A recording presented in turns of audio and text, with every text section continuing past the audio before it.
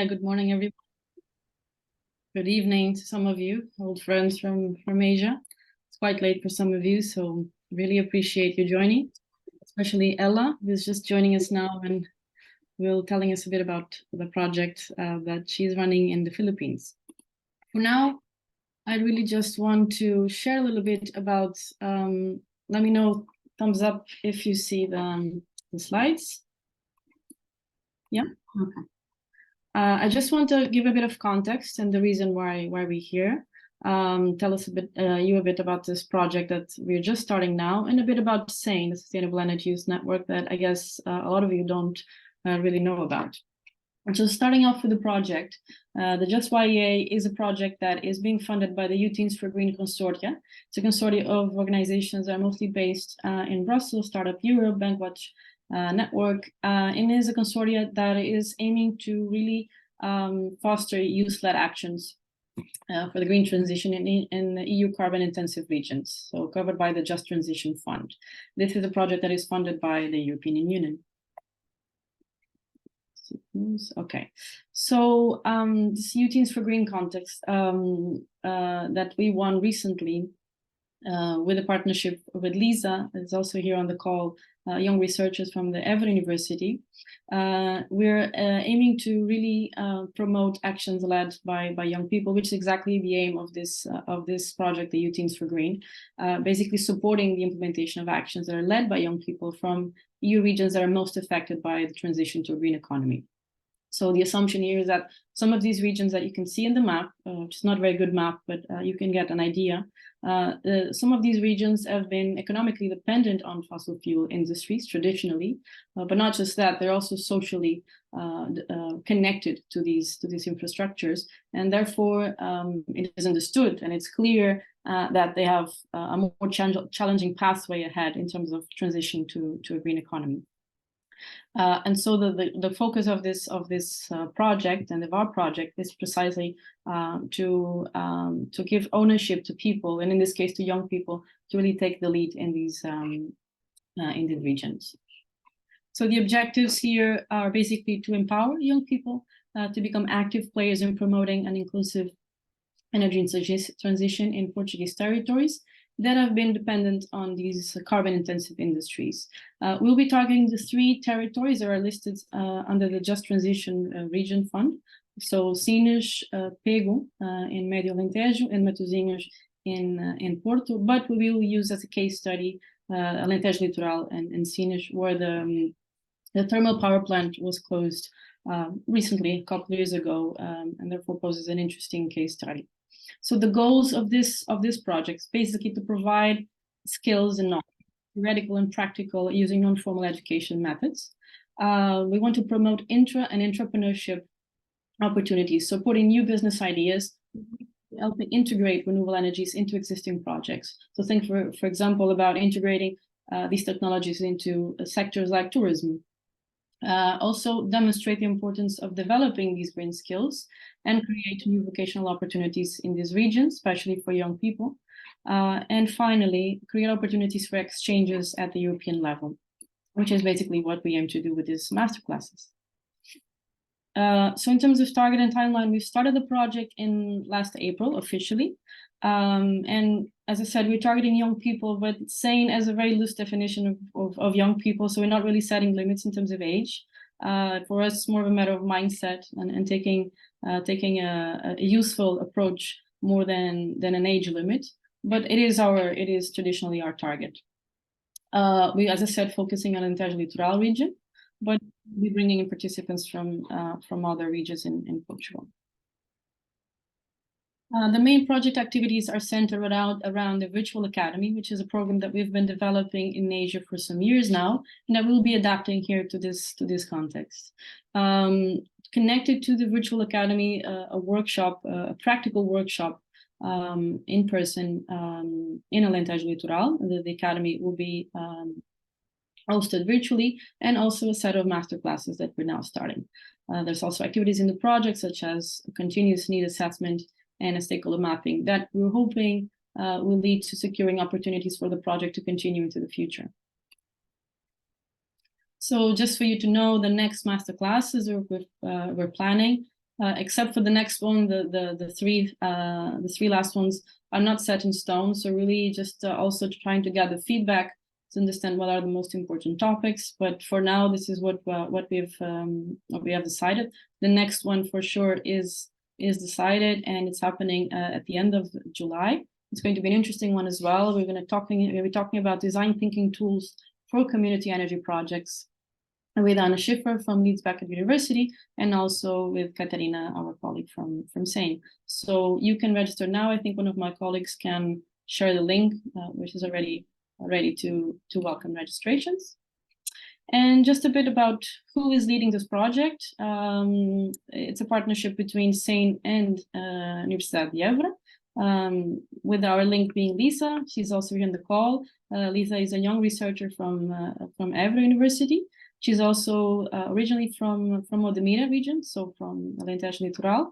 And together with her, we have made this proposal and are implementing the project. So thank you also, Lisa, for giving us this opportunity. So just a little bit about SANE for those of you that haven't heard about it. SANE is mostly about building capacity and providing tools and skills, but also, and very importantly, to inspire action. That's actually, I think, what's our DNA. We really want people to feel encouraged and inspired to participate actively in this energy transition. What we do, I think you've got a little bit already, so mostly capacity building and education. Our main program is the Youth Energy Academy in Asia.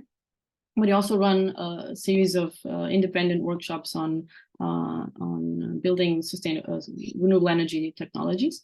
And we also have lots of educational products already, manuals, tutorials on YouTube, and also a very beautiful children's book that we're also going to be mentioning later on in this session. We have started as a movement early in 2015 with some academies in Spain, Greece, and Croatia, and some practical master courses in Greece. We moved on to Asia and to Thailand. Since 2019, we've been running the Youth Energy Academy. Now it's the 5th year. And it's a program that is basically a combination of theoretical sessions and practical workshops with site visits. So the idea is to offer a blend of solutions, both in terms of business models and governance models, but in terms of practical skills that people can use to start their own projects, or in the case of people that also wanting to build and teach communities how to build basic off-grid systems that you're actually going to be able to hear later on today. How do we put this in practice? You'll have the chance to get this link later on, so I'm not showing the video, but this is something you can watch later. There's videos from most of our academies in Asia so far, but just so that you have an idea, what does it look like, this Energy Academy? It runs over 7 modules, from the energy trilemma, where we basically focus on the challenges from socioeconomic development to climate change needs mitigation, to also issues like equity and justice. But then we move on to solutions. On second model, we're talking about technologies, mostly solar, but also others like mini hydro or biomass, depending on the context. People power is one of our most important models. It's basically talking about and bringing interesting case studies about people in communities that started their own projects and how they do it. And the area on the ground is a model that focuses on really bringing a practical experience or bringing people to practical experiences and communities and hearing from leaders of those experiences. Resource mobilization is about financing these projects. The 6th model, social business, is about integrating social entrepreneurship with renewable energies and teaching some interesting tools like the social business canvas, and the idea to action that runs from the beginning of the academy to after the academy is about really supporting people moving from their idea into practical implementation. And we do that after the academies with some mentoring sessions. So I think I went backwards. So the methodology is very practical, both in room, but also in the workshop area. So very collaborative, experiential, and always looking for impact. A lot of the tools and the systems that we end up building, they're then donated to projects or initiatives that need them. It was the case in Thailand, for example, where we built solar dehydrators that were then used for local local fishermen and farmers. And in terms of numbers, in terms of what SEIN has done so far, we're still quite a young organization, but this is just an overview of just some of the workshops and the countries and people that we've reached. And some of our partners and clients, that both in Asia and in Europe. And that's pretty much it. So thank you so much for joining us today.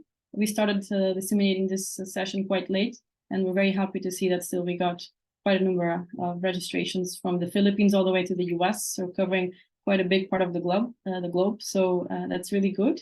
And I think we're going to have an interesting session ahead. Thank you very much again for joining us. And I think over to you, John. No manifesto.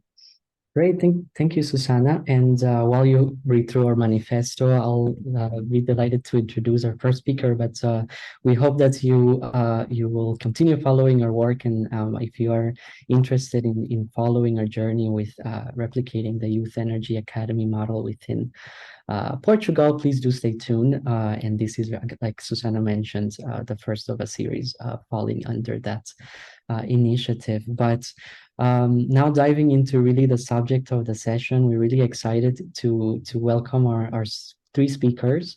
Again, just to encourage you to please use the chat box if you have any comments or stories or questions to the speakers. We'll hopefully have some time to invite a few of those onto the room. But we will start with what we think is one of the most important angles to begin to consider really what is actually a just energy transition, and how do we understand this concept in our community. And so we're very excited to have Janne Parviainen as our keynote speaker for this session. Janne is a research associate at the Stockholm Environment Institute in the Oxford office, where he works at the intersection of disaster risk reduction, climate change, and adaptation to climate change in the European context. His work is really leveraging some of his previous experience working with disaster risk reduction, governance topics, but also anthropology to advance interdisciplinary and co-produce solutions. So additionally to contributing to the research that the Stockholm Environment Institute does to explore vulnerability and displacement. He is also editing some of the content that addresses the disaster and migration-related issues around climate change using the We Adapt a knowledge-based platform. So please do follow the SEI webpage if you're interested to dive a little bit more into that.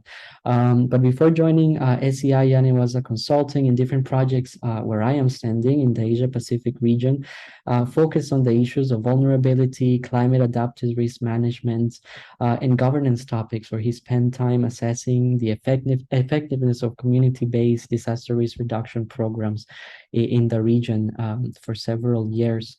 Janne holds a social anthropology master's from the University of Oxford, where he has gravitated his research towards exploring the field of environmental anthropology, critical social theory, and also how anthropology is linked to the concept of development. So before diving into his master, he's also kind of working in disaster management and got a bachelor's degree from Coventry University, where he was exploring the vulnerability outcomes of different programs in herder communities of Mongolia. So just to say that Janne has a very kind of diverse range of experiences and perspectives, really considering how the field of anthropology, how it can help us understand really what just transitions can begin. So very, very excited to welcome this. And we really think and hope this presentation and his experience will invite a more critical way to think about how we define and think about just transitions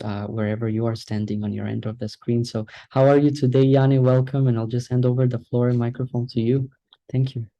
Thank you. Hi, Jonathan. Hi, everybody. It's really, I'm really glad to be here. Feels like you just read my whole CV. It's going to be longer than my entire presentation, but thank you for that. Very comprehensive. In the interest of time, I think I'm just going to hop into my presentation, if that's all right. If you allow me to do so, I think I should have the permit to do that. Okay. Here we are. Can you see it?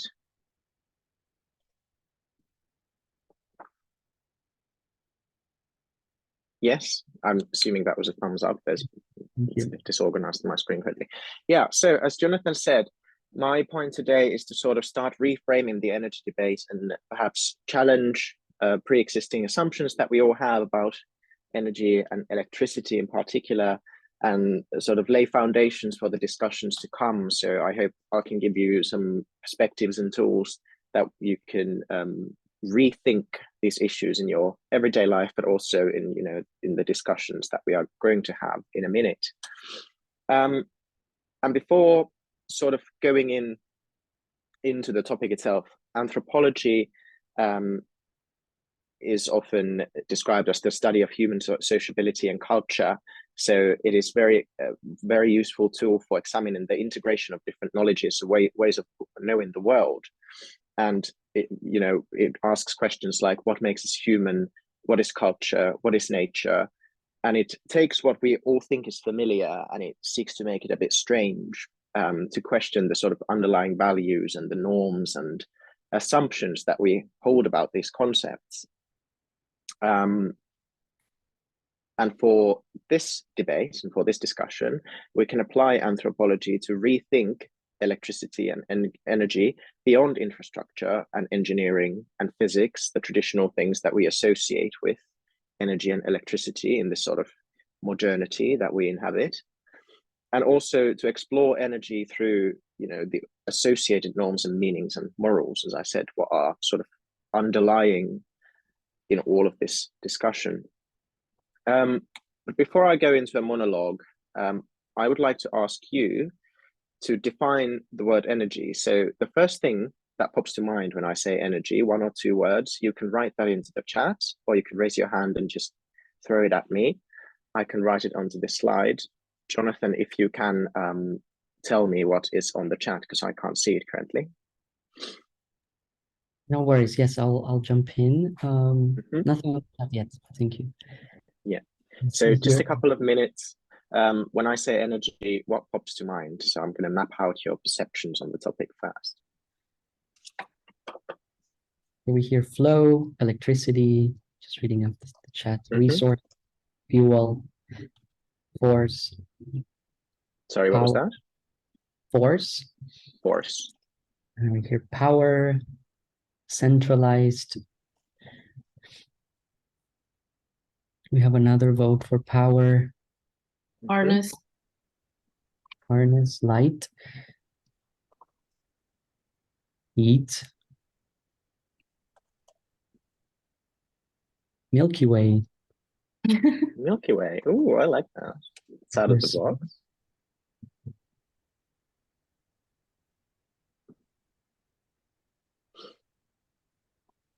We hear sun, life,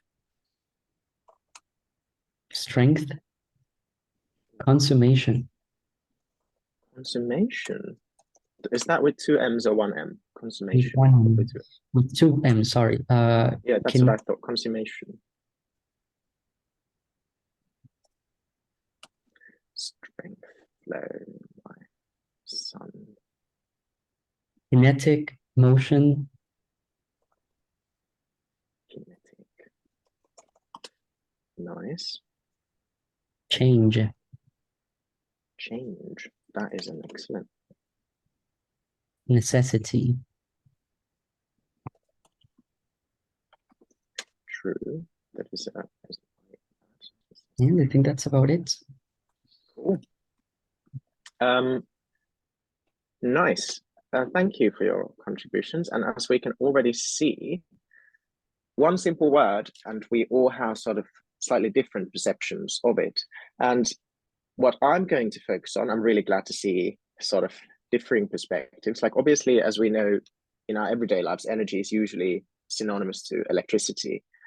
But what I'm going to talk about is the aspects of motion, flow, and strength in different cultural contexts. For instance, in Chinese, there's the concept of qi, which sees energy as a breathing current and flow through nature and humans. So it's a connecting element, and it is sort of, you know, flows through the society, much like in Maori in New Zealand, in Maori culture, they have the concept of whakapapa, which is the genealogy and connection between humans and ecosystem.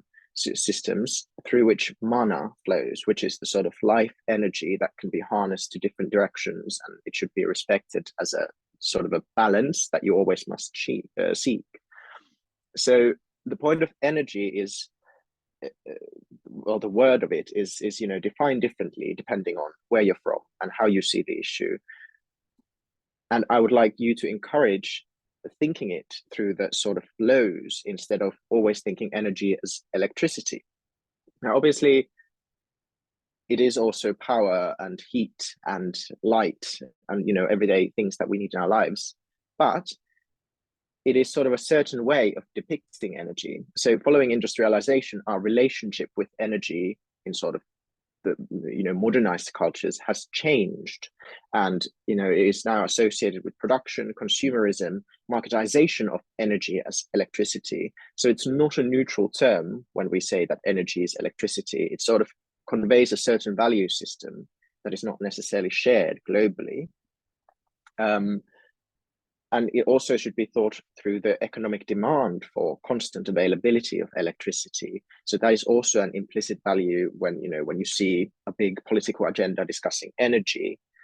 It also comes with an agenda that it is needed for the markets to work.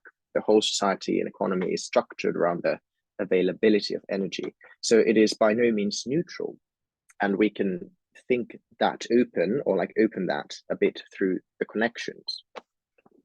And I put a traditional fossil fuel supply chain here, and you can see, from the source, which is mining, for instance, or it's digging oil, to the transport, to the processing and the distribution, until it ends to use. So processing obviously transforms the source, the material, into electricity, is distributed, and it ends up in your house. But the point is that in a fossil fuel supply chain, or whatever supply chain, all of these things, they're mediated. The things that electricity currents travel through, they're mediated, which means that all of these connections are sociocultural, because everything that is used to mediate energy is built by humans. It is built on land, it is regulated by policy, how it is used, how you light your home. Those are sociocultural things. So it is useful to think about the whole supply chain and electricity as a concept, as a mediated thing. And again, going back to anthropology, we can then examine those networks between actors and things, and the relationships, the connections and the dependencies, the politics and the cultural things and the social things and economics. We can pick apart a supply chain that we traditionally just see as a background thing. It's a thing that keeps the world working. Then anthropology can assess, what is it exactly? What does it mean? What is its implications to reality as we know it? And supply chains are only a start. So obviously, in a fossil fuel supply chain, for example, global governance, policy regulations are also managing how it works.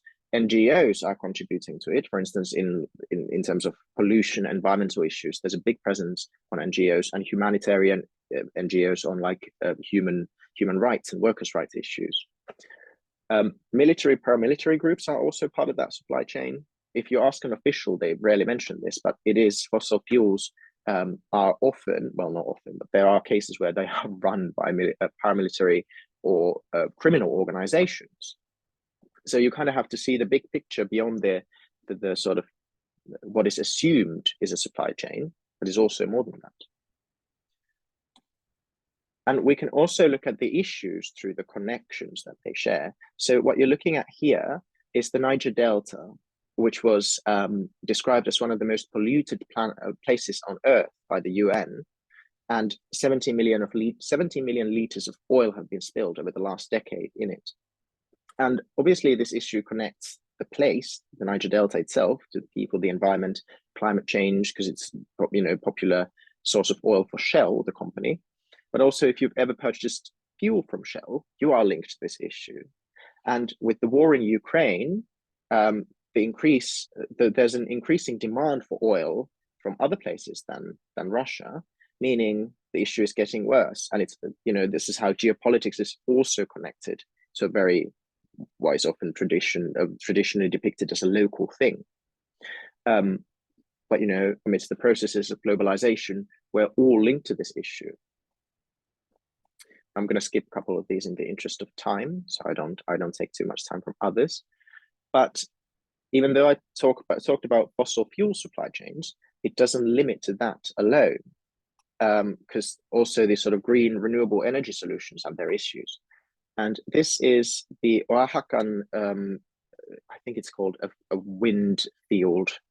Anyway, it's a very popular place for wind farms because the high winds coming from the sea make it a really productive place to build the fans, what do you call them? Or turbines, sorry.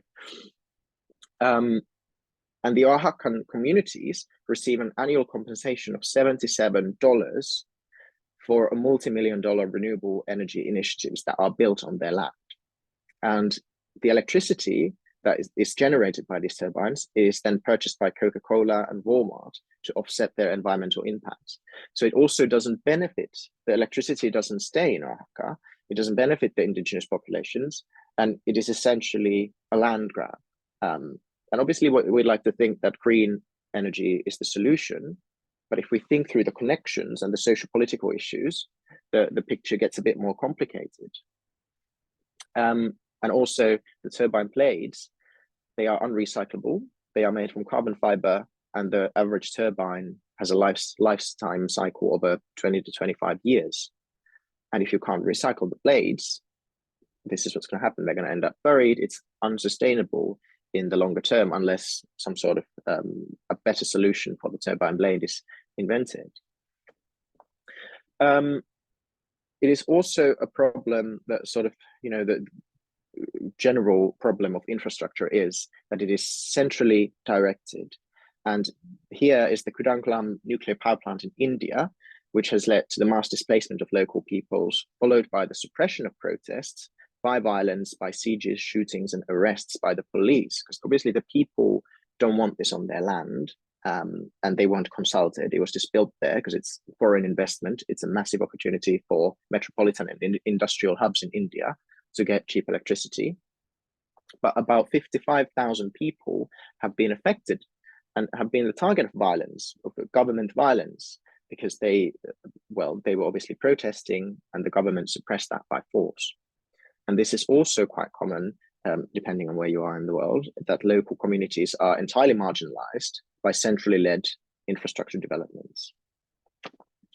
And finally, most of these issues can be boiled down to the fact that electricity is for profit. It is not for equality. And this is a case of South Africa, where electricity access is governed in poor neighborhoods. It's governed by prepaid meters that are installed into low-income housing. And that's how you know you're in a low-income neighborhood. There's a prepaid meter installed by the government. But obviously people bypass these meters because they want to light their homes. They want to use their electrical devices. And this creates sort of a new class of criminals in quotes, because the government orchestrates a development in which some people are forced to become criminals. And it's not really, can we blame them? Or should we discuss why, electricity is an equality issue instead of an issue of profit? So these are all the sort of complicated connections that we can think through when we are assessing a renewable energy or an electricity energy question in a certain locality, in the socio-political, environmental, and cultural dimensions. So what I was trying to say there through these examples is that electricity infrastructures and supply chains, they are not simply out there behind our lives or underneath them. They are enmeshed in our lives, in our bodies and cultures, in the ways we act, in the ways we live. And for instance, in the Niger Delta, the sort of pollution issue is becoming enmeshed into people's bodies through the things they consume and drink. And so, it is useful to see people and the environment as a connected thing. And we are all connected to those issues through the supply chains. And these issues also break the barriers between the nature and society through climate change. So what we do with our lives, it has very material implications onto the climate. So certain ideologies are having material impact, in other words. So we also need to see the big picture beyond these divisions, that this is nature, this is humans, this is climate. They're all connected. But then comes the question of, what can we do? And how much influence do we have? And the first question, obviously, is this a personal responsibility? And if you ask anthropologist Hughes, he wrote a book in 2017 claiming that peoples of Trinidad and Tobago, they're all complicit in benefiting from a lethal hydrocarbon system. So Trinidad and Tobago is a very, oil is a big industry there, and it's, it fuels the whole country, the island nation. And he was saying that, peoples, politicians, industrialists, all who profit from it are complicit in the issue and are to blame. But High and Smith, later on, they said about this book that it fails to capture the gray areas between normative judgment. So, for instance, the question of poverty must be addressed. Like, people, obviously, they need income. They want to survive. They need to buy food. So if you take part in a fossil fuel economy to survive, can you be blamed directly? Like, it's a bit more complicated question than that. And I would agree with that statement, because we have very limited control over the grid that is governed by city-centric models, which favor the development of industrial hubs and modern hubs. There's only so little that we can, or so much we can do to affect that. And obviously, because as I said earlier, the economy is built on infrastructure of energy. They are essential for statecraft and building nations. And, as is quite obvious to all of us, it is structured around the 24/7 availability of electricity. Production cannot work without electricity, and consumption, for that matter. And all of these things have created this sort of shared unwillingness to change the system, because we fear a change in our lifestyles. So we're quite accustomed to being able to put a plug in the socket and get electricity, as much as the governments are accustomed to having constant supply to fuel production for their GDPs. And we are facing an issue, what to do. And my final bit of this presentation, before I let the others speak as well and you to contribute, is about solution making. And I see it as a two-pronged issue that we can forward, and that's something that SEAN is doing as well. And it begins with decentralization, which means locally owned off-the-grid infrastructure like solar power and whatnot, and also human rights-based transitions towards carbon neutrality.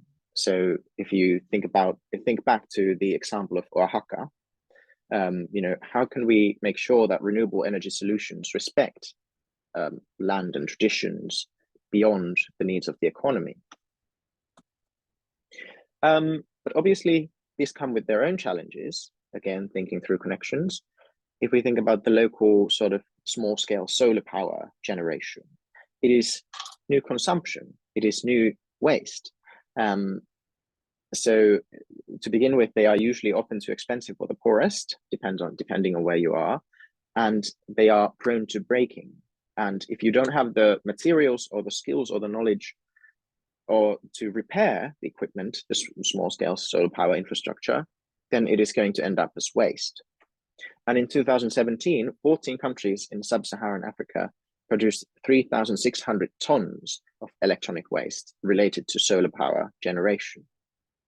So we need to think about, how to move beyond the market-led solutions or state-led solutions, and how to facilitate repair economies, how to facilitate thinking that sustains these things instead of just buying and tossing it away. But also we need to think about the local dynamics of power that may influence the use of renewable energy technologies, like gender and social hierarchies. For instance, it's sort of well acknowledged that women have limited participation in STEM fields. So are they able to take part in these transitions globally? How do the social hierarchies at the local level contribute to how they are arranged? Like, do the local leaders have more influence and power over the development of an initiative, which then shapes the outcome? All sorts of questions that we must ask. And the other challenge regarding just transitions is that how do we do it beyond reskilling? So obviously people usually think about the sort of disappearance of fossil fuel industry. So what do those people do for a living then? And that's a valid question that needs to be thought about.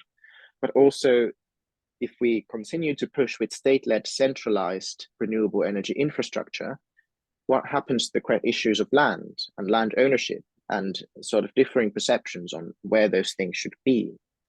And again, it warrants a discussion. And this is my final slide.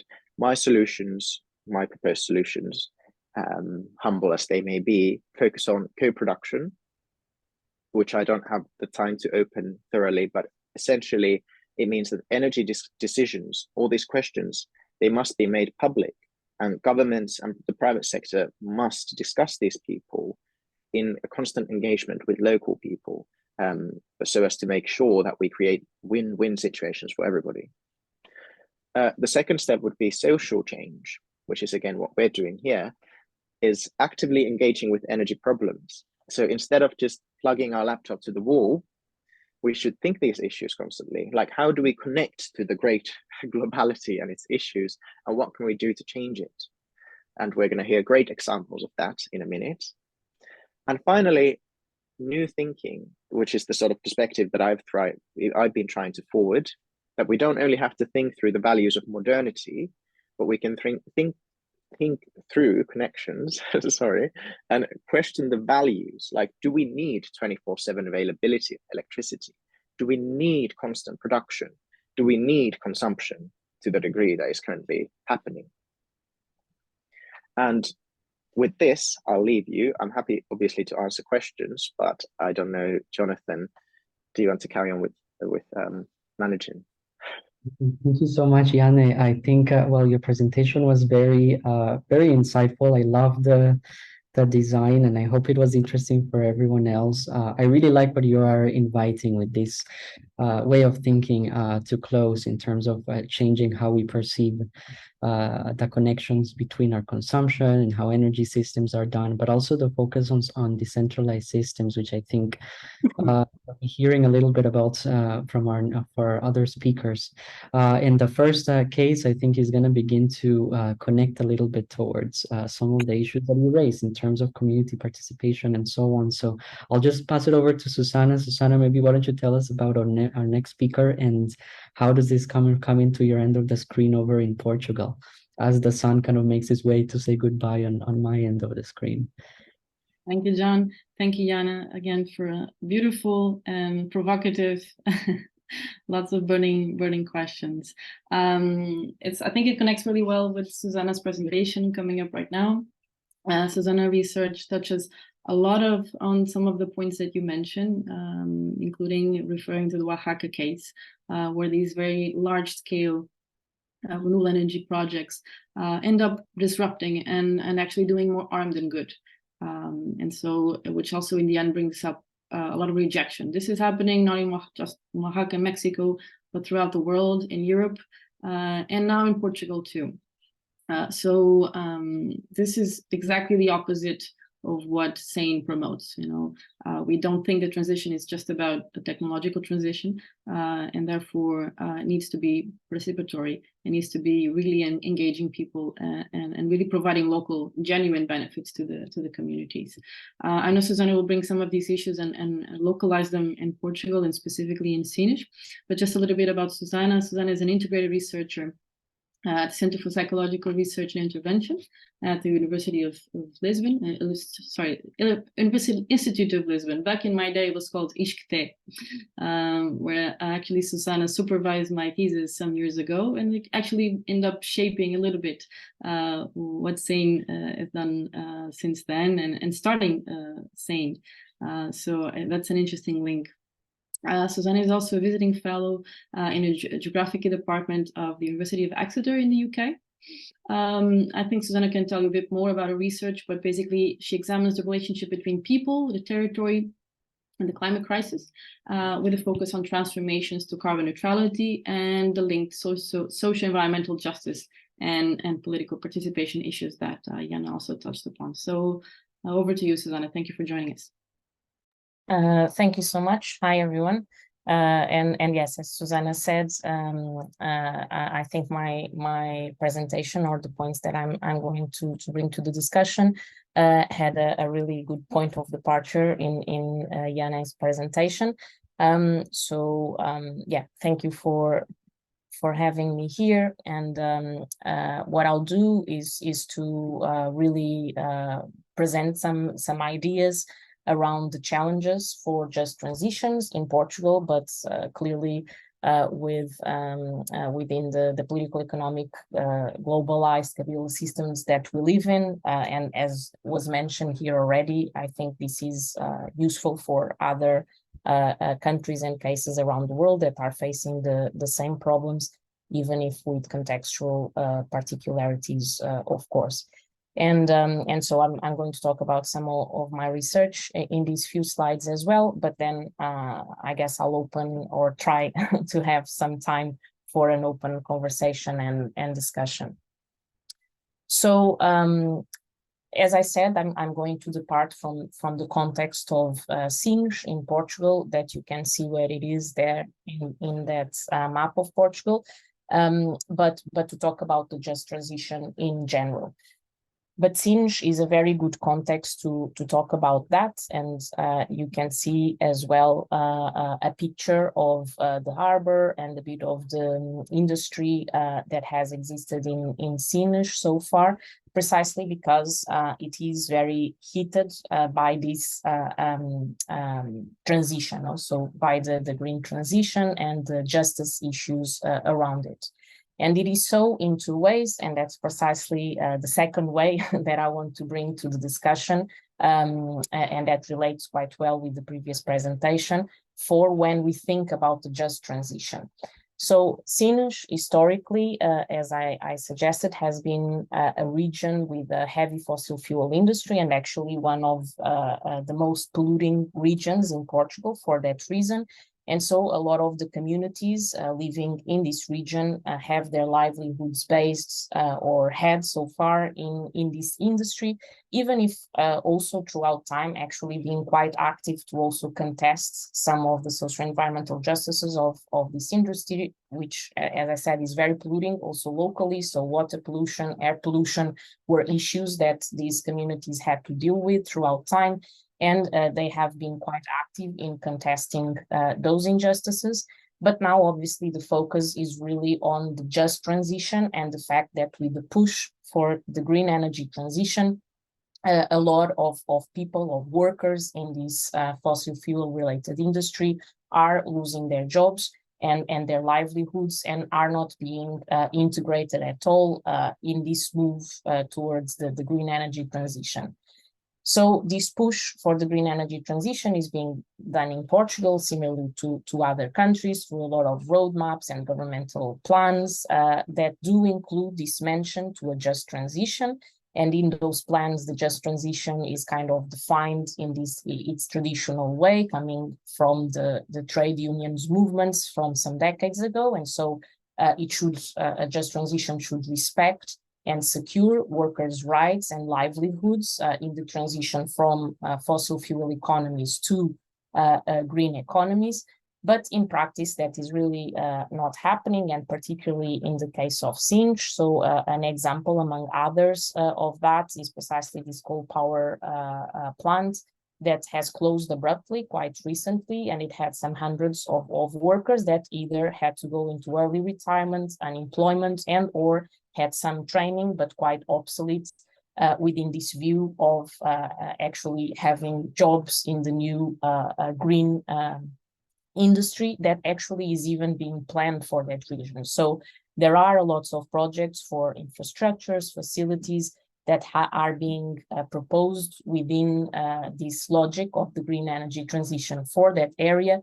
But there hasn't been any integration of these workers from the fossil fuels industry in those green energy infrastructures and facilities and businesses. And my point here today for discussion is precisely a bit as was already mentioned before, this idea that actually for trying to secure this just transition in this way, in this dimension, we might need to broaden and enlarge the discussion about what is a just transition into including other dimensions of justice and of a just and sustainable transition that often are not considered together with this first dimension of what a just transition means and what it is. And again, Sinj is a very good example of this. So here is a list, and this is not exhaustive, but of many plans. Some are already ongoing, others are still plans, but will happen in this, will be constructed in this area.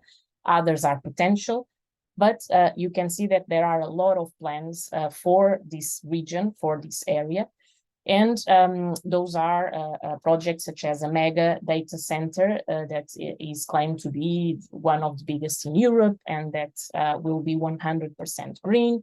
Also this green hydrogen hub. Both of them need renewable energy, and therefore there are several plans for mega solar plants to be built in this area as well, and they have been heavily contested by local communities precisely due to the impacts that they will create in their livelihoods and in the local economies. There's also a potential lithium refinery on Baigalp that is probably going to be built in this area as well. And all of this in a region that is already devastated by drought.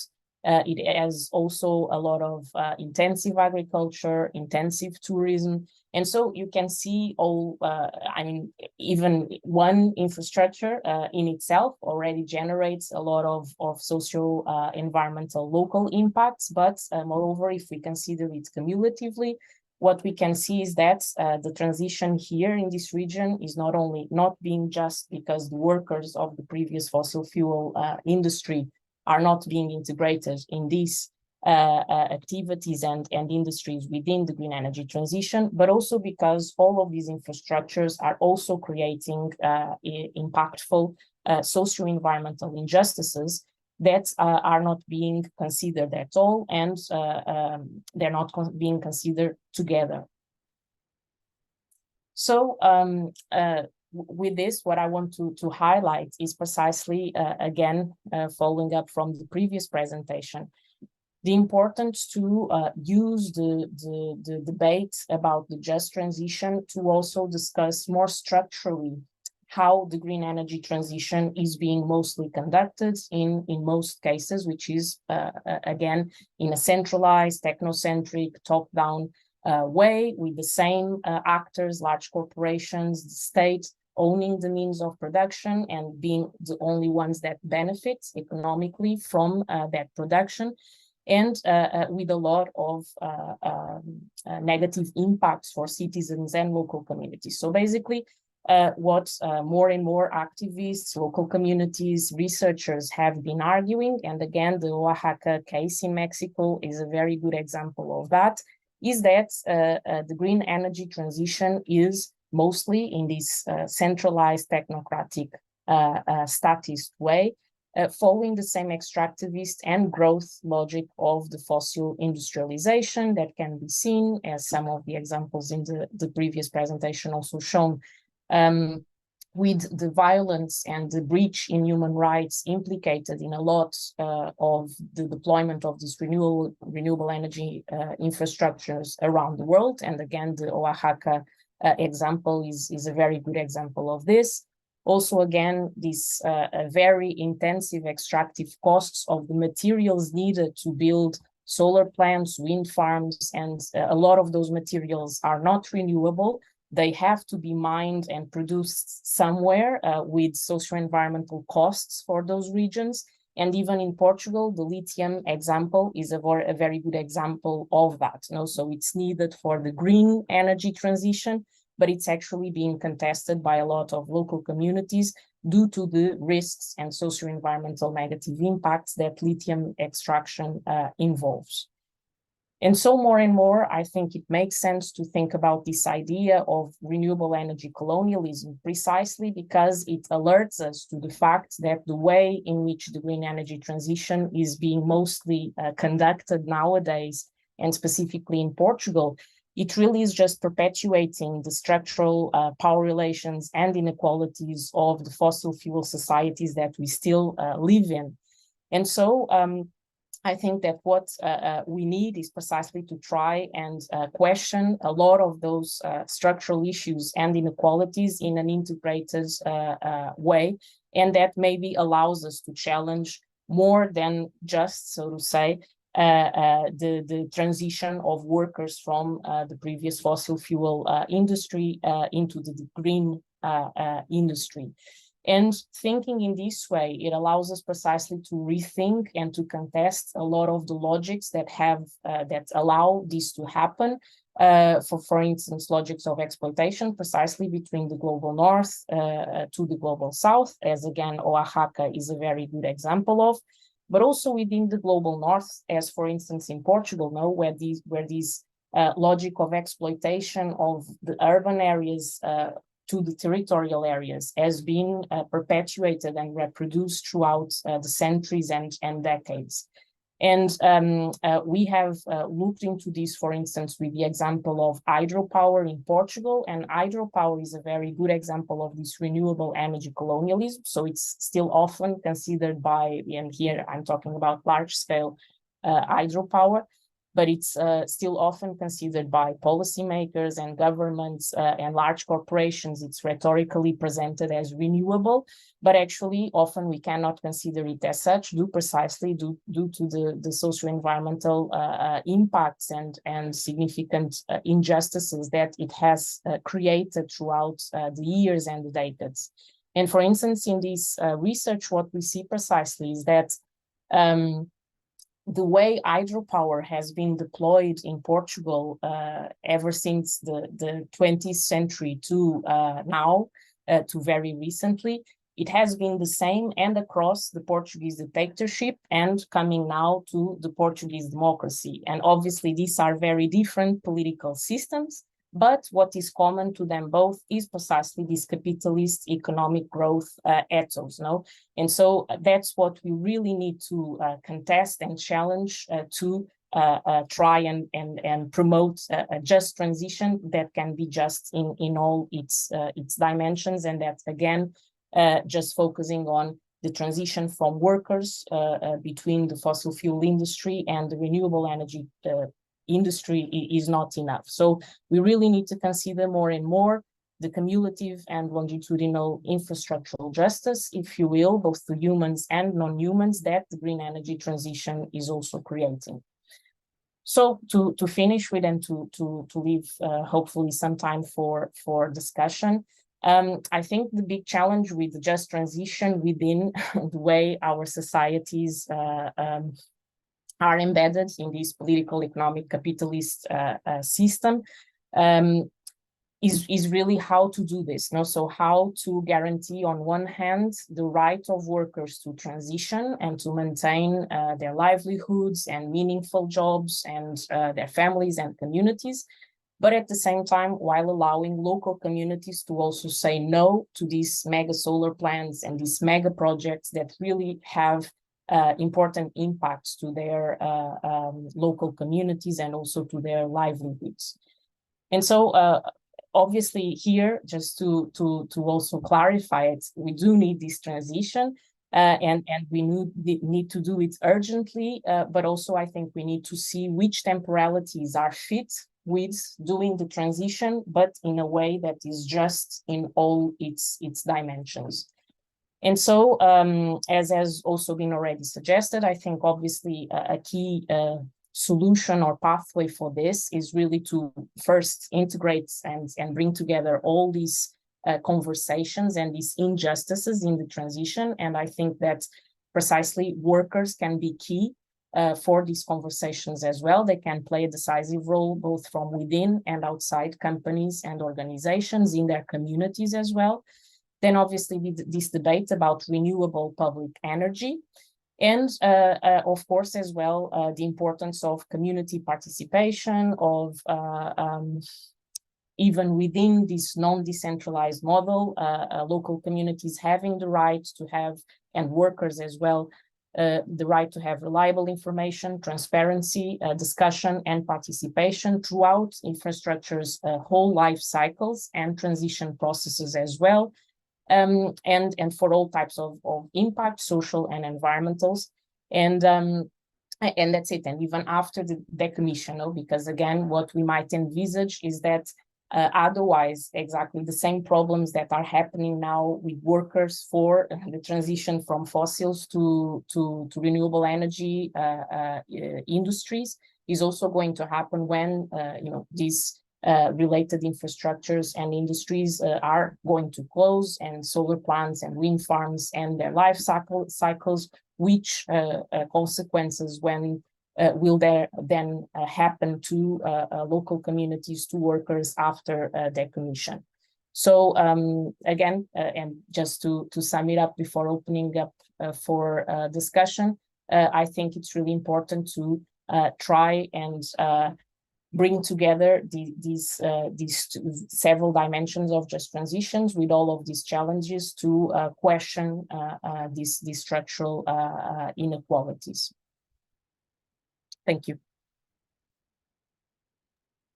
Thank you so much, Susanna. That's so interesting, and I love your invitation to consider how renewable energy is also colonizing some spaces and communities, and kind of really tying up to Yanni's suggestion that we really need to think differently in terms of how these relations are, and what these transitions imply to local communities. I think in the interest of the time, just to keep in track, I'd like to just suggest holding off your questions from the room to after the next presentation. So please do take note of any questions you want to ask Yanni or Susanna or our next speaker, and then hopefully we'll have a few minutes after to have a bit more of an open discussion with everyone in the call. But I'm very excited to invite the next speaker, because I think it also provides a very tangible example of not only bringing energy access to places where this kind of justice aspect of access are not there, but also kind of giving an example of Yanni's invitation to think about community-led renewable energy systems as well. And so I'm very excited to introduce our last speaker, Ella Batista, who is also one of the alumni of the Youth Energy Academy program in Asia.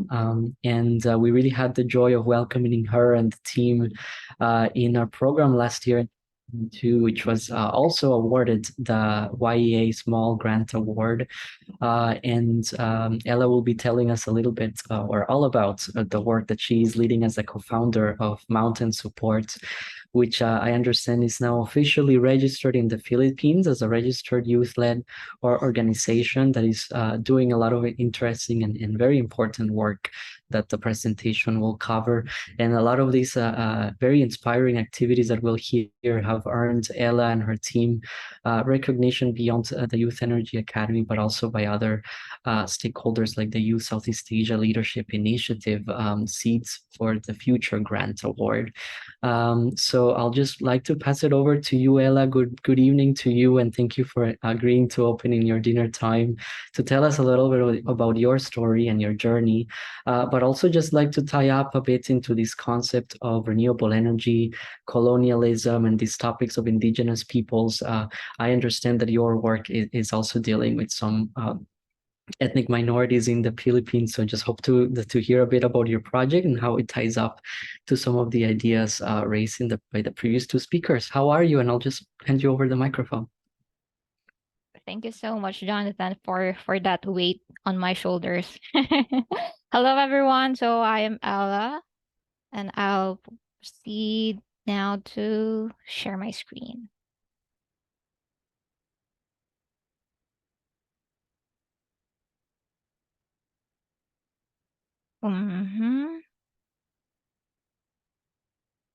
Seems that I'm having trouble.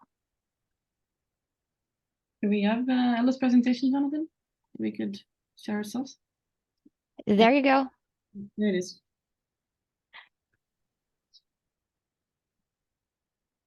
All right. So Is the deck visible right now? Yeah. Yes, All we can. right. So hello again. I am Ella from the Philippines, and today I will be focusing on the stories from the ground in terms of how energy, the indigenous people, and the youth is all connected in regards to our own personal experience here in our province. So, um, before we start, just to give you a quick clue on what we have been doing the past year, this is a quick 30-second video of our 2022 highlights.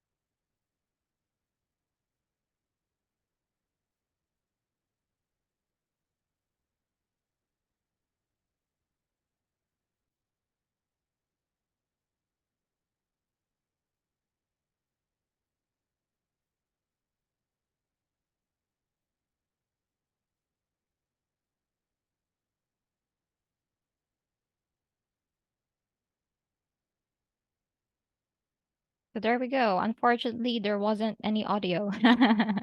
So that was our highlights last year. So to give you a quick clue. And oops.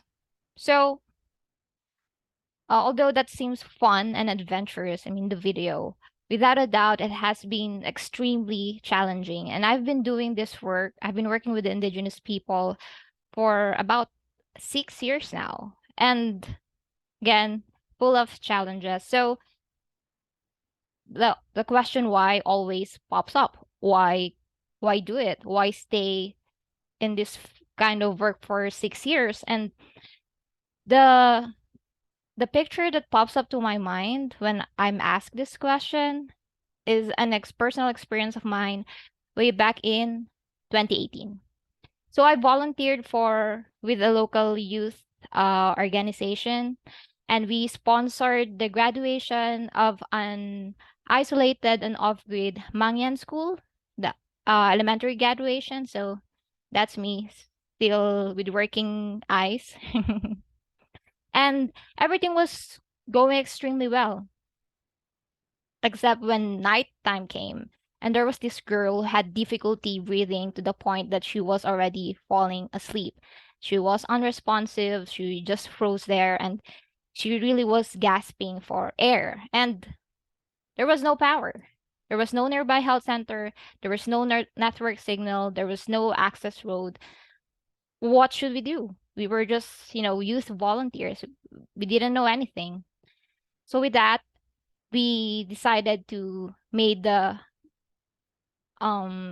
courageous journey to run through mountains, through rivers, through muddy slides with this little girl in a makeshift stretcher.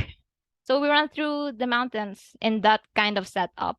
And as she was in the dangers of falling asleep already, while we were running, I was constantly telling her all stories about my life and her life and how we can make things better if she survives. And fortunately, she did. And after that, after we went to the hospital, which was in the next town, since there was no hospital in that town, I just sit to myself and I promised to do something about it. I just couldn't continue living the way that I was living before. I mean, I was extremely privileged, and to think that if we weren't there, things might have been, really dark and really sad for that little girl. I knew that I had to take up some responsibility. And although, I wasn't the best thinker, wasn't the best writer or best speaker, and I didn't really know anything about renewable energy or about the healthcare systems, I just knew that I had to do something. So I did. And together with a couple of friends, we built the very first and only solar-powered health center in the mountains in our province. So this is it. And after that project, it eventually landed my dream job. Oh, look at that. And then I quit my dream job and started our very own nonprofit organization. So this was us, our team in Thailand when we joined the Youth Energy Academy. Yay. So seems like a smooth transition from a volunteer to dream job to our own nonprofit organization, but it was far from that. It was extremely hard. There were nights when I was crying and asking myself, why am I doing this? And which brings us to the challenges that done. So for our challenges, I grouped it into 5 in the interest of time. So location, political, technical, funding, and then self. So first, location and culture difference. So we work with communities, indigenous communities located in a geographically isolated and disadvantaged areas. So it takes around like anywhere from 4 to 8 hours hike on foot. So it's extremely challenging and we had to carry everything by hand, by foot. So actually this photo was taken from last year when we brought solar power PV system to the community. And this here is a pot of rice since, hiking through the mountains with heavy loads takes up a lot of energy and we need to refuel. And then I wasn't the most fit person, so it was really a struggle personally. I was like so done with my life and always questioning myself, Ella, why are you putting yourself through through so much? And then there's the cultural difference. Again, we were working with the indigenous people, and what makes sense for us doesn't always make sense for them. And we really always needed to go the extra mile. That's to make sure that we are in alignment and that what we wanted and what they wanted somehow makes sense for both of the parties. I mean, we didn't need to agree on every little thing, but we needed to have that common denominator.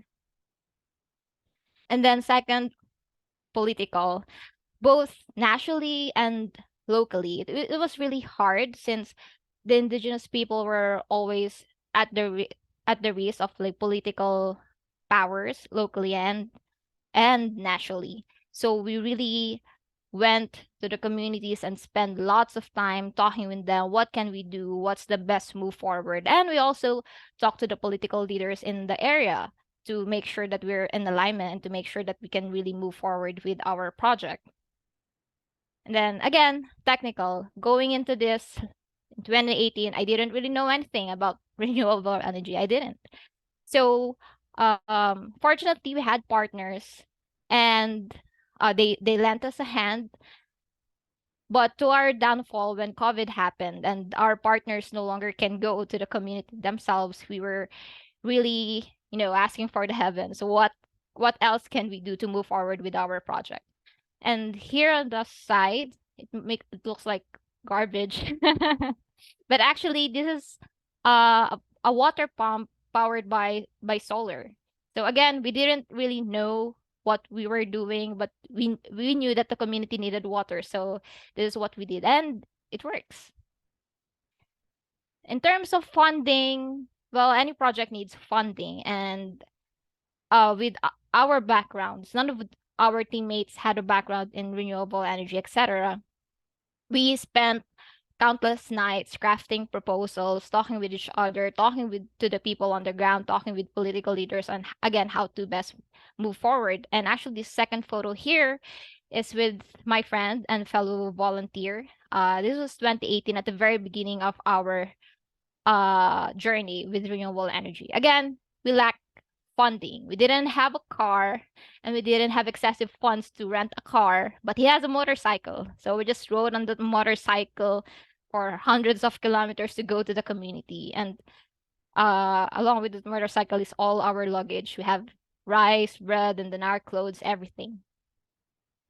And then, of course, self. So I was questioning myself a lot all throughout this journey, whether I'm doing the right thing or not. I mean, I quit my dream job to start another dream. So my parents were even asking me, can you just do that other dream on the side? And I just knew within myself that this is something that I needed to do all the way, not just like a part-time thing. But again, storms come, challenges arise. And the second photo, this was me taking comfort in a frying pan, since like everything was going wrong during that time. But I knew, regardless of the challenges that we face, I was fully aware about the dangers of inaction. Again, I always go back to this experience of mine. Like, what if we didn't do anything? What would happen to the girl? What if we didn't move forward with a project to solve that problem? What would happen to the community who didn't have access to healthcare system? What if we didn't do what we did? Even though we did it very clumsily, we didn't really know what we were doing half of the time, but we moved forward. And fully believing in the transformative power of holistic and human-centered solutions enabled by renewable energy. Because this is the common denominator of our teammates. Like, we truly believe that we have the power to do something through renewable energy. But turns out that our whys alone weren't enough.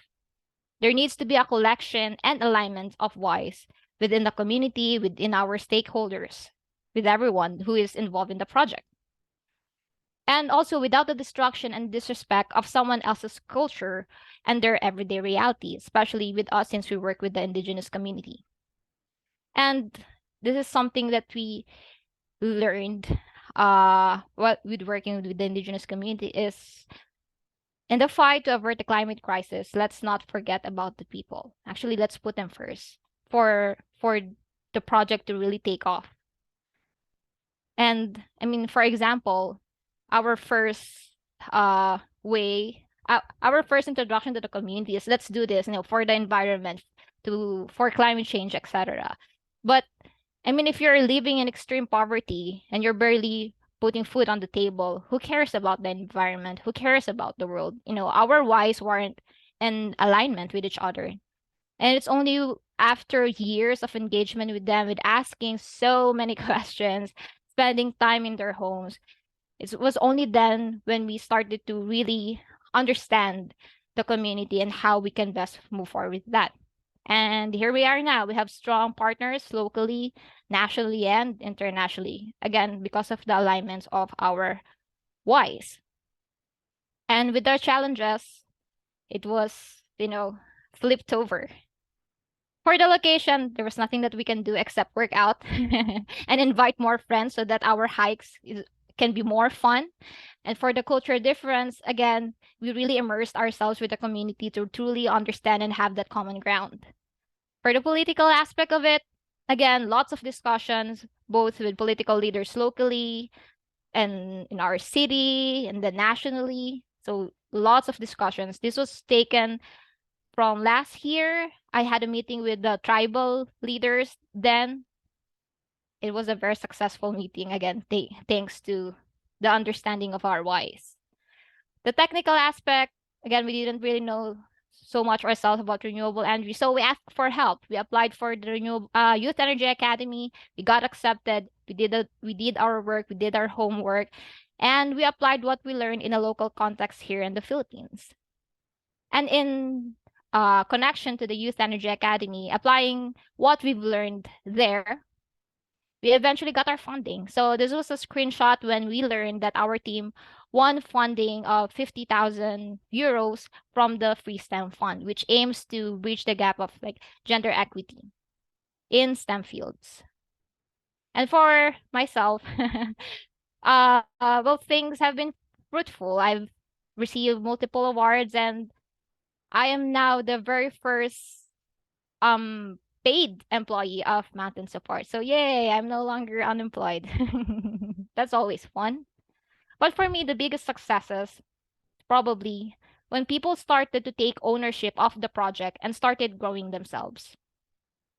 I mean, before they had to walk like 2-3 hours to the nearest health center for the only doctor in town. But after receiving trainings, the women, the mothers of the community now takes over the health center and they no longer have to go down for that. And so these are our mothers, our volunteer healthcare workers. And also before, so there we have it, our health center. Again, we broadcast this to the local government, national government, and eventually we were noticed. And through the partnership with the local government and the national government, through the former office of the vice president, the town was awarded the very first mobile health clinic. So this was me with my friend, a very special moment for us when the truck arrived. And again, before, the community was reliant on us when it comes to technical stuff, and they weren't really taking ownership of the project yet, since again there was a misalignment of whys, and they weren't sure whether the project will work or not. But after the training and after having multiple discussions to prove their commitment to the project, the community gave us 2 goats as a security deposit for the solar PV system. Again, this is what made sense for them. So instead of giving us money, they gave us 2 goats. So Mountain Support has now 2 goats in our inventory. And then the now solar-powered communal store became the most popular store in the area, earning 4 times more than a regular store. And now the community are educated and knowledgeable enough to do their own solar-powered technology stuff, whether it's for lighting or charging of their small devices, and I mean, they no longer need us. What? So let me ask this question to you, which is, what is your why? Even more so, what is your why that will fuel you to take meaningful responsibility? And if you don't know your why yet, I mean, that's okay. Be kind to yourself. The life is already hard as it is. But here's a tip. Go on an adventure, volunteer, read books, write down your thoughts and examine them, listen to the people. And perhaps ask yourself, do you know or have a problem that you're not doing anything about? And pretty sure you have, but you might dump that responsibility to someone else. Like it's not my problem, it's the government's problem, it's this problem, and my answer to that is we're all connected somehow. We live in one planet, and we really have to take responsibility to do meaningful change, especially now that we're in a crisis. We're in a climate crisis. And another question always pops up is, but I don't know where to start. Fair enough. And well, we're here, right? I think this is a pretty good start to that question. And for us, when we didn't know where to start, again, for Mountain Support, we ask help. We joined the Youth Energy Academy. We now have a family with SANE. When we have questions, we ask them and they support us. So perhaps you can also reach out to SANE if you have questions. So again, you might say, "No, wow, that's all good, but I'm like an average person. I don't know what to do." But for me, 5-6 years ago, where it all started, I was just an accountancy student who cosplays as a maid on the side. It's not that impressive of a background. But again, I didn't know what I was doing, and 6 years later, I'm still not the best thinker, I'm still not the best writer, and I'm still not the best speaker. Yeah, thinkers, writer, and speaker. But I now know that I have the power to do nothing, to do bad, and to do good. And to do good all the way. And you have that power too. And with that, I am Ella Bautista from Mountain Support. Thank you very much. Thank you. Uh, You always find a way to inspire us, and I think you're quickly becoming our why. At least you're quickly becoming my why. Thank you. Over to you, John. Yeah, thank you so much, Ella. And I really love ending kind of our conversations with a very positive notes and a very, very inspiring example of what you on the other end of the screen can and may get involved in doing. And one of the things that we do is really try to encourage youth-led interventions in communities in whatever shape or form that looks like. So if you are here to join us further in the context of this masterclass series, we really invite you to stay tuned and talk about this. But I just want to open the question. I know that we're rolling over a few minutes late, but I do hope that you're keen on staying for a little bit longer before we close. Just in case there is anybody who has any burning questions that want to ask to any of our three wonderful speakers today, please do raise your hand or feel free to unmute yourself now and interrupt me as I'm just having a moment of silence here. Any questions to any of our speakers, please feel free to type in the chat box or unmute yourself and introduce yourself and pose your question. Thank you. Yeah, I think we're running into people's lunch and dinner time, which is always a challenging time. But yeah, if you have any questions, we'll be really happy to hear you. And we have lots of questions, but we wanted to hear from you. No questions? I have a question. And until anyone else has a question, and to Susanna, and I guess for all the speakers, I guess if you want to say just brief words, but I think what's happening but everywhere, but I feel like in our case study, which is also the reason we're here, is that we're kind of losing trust in this transition, like losing people's trust, because it's getting a bad rep, basically, getting a bad reputation, the transition and these technologies. So I guess the question is, how do we turn this around, right? How do we get people's trust in this transition and give that power back to? So if you have any thoughts on this. Yes. Yeah, so that's the crux of the issue, really. So it's a difficult question, but or a difficult answer, but I think we know that research has shown, and practice has shown, experiences have shown that precisely trust is really related with having the ability to have a voice and to participate and to have transparent processes and all that. So I think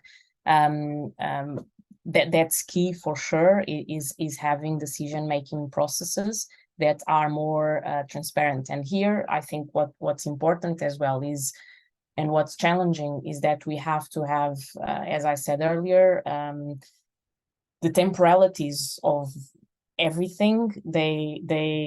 So climate change is happening now, and we really need to take action now, but that's it. For then having more just and processes that can create more trust, we also need more time, and especially we need even more time to actually achieve more decentralization that really gives power to people, no? And that's the ultimate aim. But while we try to go there, no, I think we need this in between, and so I think that what we need a lot is to continue demanding through direct action, through protests, through all the ways we can as well, for decision-making processes to actually be more open and for people to have a say in those. And I think that also your work can also be quite impactful in that, no, in also showing other ways through which the transition can happen, but also what people should demand as their own rights, while we still have to move on with the transition in this way, so to say. Thank you, Susanna. I think in a way it's also aligning our whys, the different whys. I think that's I think Ella put it simply. Anyone else has questions? We have some people having to leave, of course, for other meetings and meals and stuff. But if you have more questions, we're here. I think while we're still kind of open for questions, I think I'll just kind of launch just a quick assessment. This is just one of those things you have to do for projects, and not just that, we really want to hear a bit about what you thought of the session. So just take a couple of minutes to just answer these questions. But yeah, if there are any comments, or I know that Jan has had to leave. I think he's left already, or maybe he's about to, which is a shame. One thing I think is also we can maybe stop recording now, Kat.